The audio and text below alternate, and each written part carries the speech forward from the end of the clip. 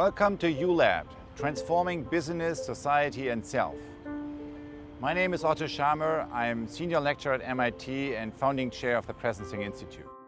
I have been involved in various projects of innovation, learning and change in business, in government and civil society. And when I look back, the two main things that I have learned throughout all these experiences. Number one, most learning methodologies that exist today, in fact, about all of them, are focusing on learning by reflecting on the experiences of the past.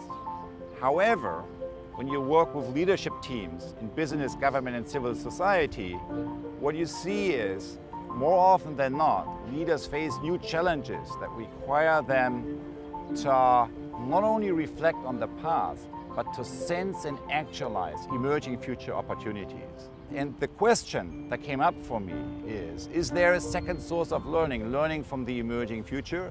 And if yes, how does it work? The importance of learning from the emerging future is not new. But in practice, given the urgency of today's challenges, it has never been more important as it is today. There are plenty of historical examples that demonstrate what happens when people respond to new situations with old perspectives. The results are often quite destructive. Let's look at a concrete example. In his book, The Sleepwalkers, How Europe Went to War in 1914, historian Christopher Clark argues that the leaders of the time were sleepwalkers, watchful but unseeing, haunted by dreams, yet blind to the reality of the horror they were about to bring into the world. In other words, as World War I approached, leaders didn't consider the consequences that their collective decision-making was bringing into the world. Each was looking at the situation only from the angle of their national interest, not from the impact they were having on the system as a whole. The results of this collective sleepwalking has been quite devastating and shaped the entire rest of the 20th century with World War I, Versailles, World War II, the Cold War, which only ended 75 years later in 1989.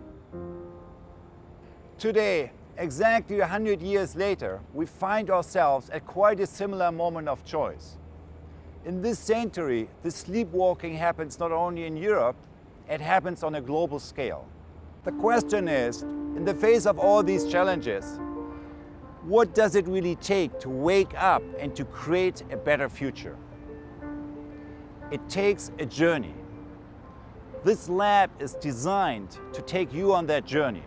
And as part of that journey, you're going to connect with a global community of change makers across cultures. And you will be meeting leaders from business, government, and civil society who already pioneer new ways of working, living, and creating.